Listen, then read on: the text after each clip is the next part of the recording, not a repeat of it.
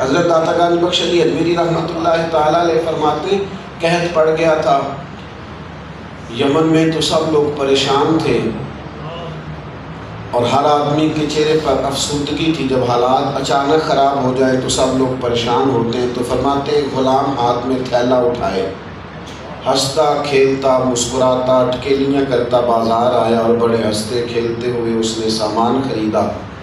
اور پھر جب وہ لوٹنے لگا اسی طرح ہنستے کھیلتے ہوئے تو کچھ لوگوں کو غصہ آیا, کہا یار ہم سارے پریشان ہیں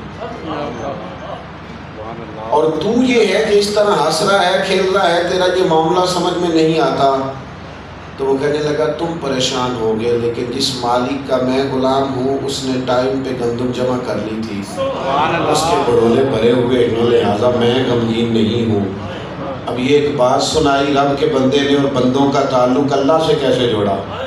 داتا صاحب فرمانے لگے جتنا اس بندے کو اپنے مالک کے گندم ذخیرہ کیے ہوئے بھرے ہوئے بھڑولے پر یقین ہے نا, اس سے زیادہ تجھے اپنے رب کے خزانوں پر یقین ہے.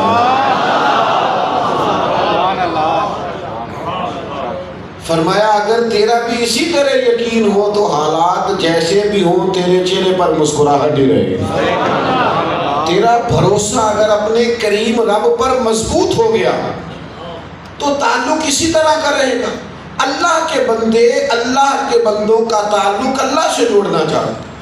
وہ جو دنیا داری کی وجہ سے حالات کی وجہ سے مسائل بڑھ جاتے ہیں. ایک درویش تھے نا, تو ریلوے اسٹیشن پہ اترے, سب کلی دوڑے آئے, میں آپ کا سامان اٹھاتا ہوں تو میں آپ کا سامان اٹھاتا ہوں.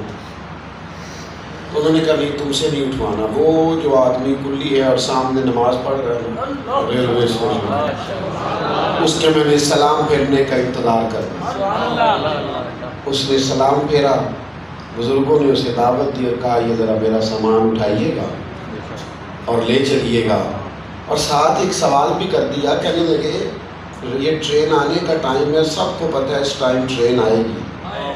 سارے کلی ریڈی کھڑے تھے, تیار کھڑے تھے کہ ٹرین آئے گی, مسافر اتریں گے, دوڑ دوڑ کے ہم سامان اٹھائیں گے اور ہمیں کچھ ملے گا. تو نماز پڑھ رہا ہے, یہ سارے جو دوڑے آئے ہیں تو نماز میں مشغول ہے. اس نے کہا حضرت نماز کا وقت ہو گیا تھا. اور پھر مجھے بتائیے نا, کلی سارے موجود تھے, جس رب نے آپ کو روک لیا کہ نہیں آپ نے مجھے ہی کام دینا ہے, میں پہلے اس رب کی عبادت نہ کروں, پہلے اس کے حضور حاضری نہ دوں جس نے آپ کو روک لیا ہے کہ نہیں تو نے کسی اور کو کام نہیں کہنا, اس کو کہنا. اس کا مطلب ہے رزق کا حق نہیں دیتا, رزق تو میرا رب عطا فرماتا ہے. اللہ کے بندے چاہتے ہیں کہ تعلق اللہ سے جڑے. پیر صاحب کی بیعت کرنی چاہیے, ان کی خدمت میں حاضر ہونا چاہیے, لیکن پیر کو یہ چاہیے کہ وہ بیعت کرانے کے بعد اپنا طواف نہ کرے, رب کا بندہ بنائے.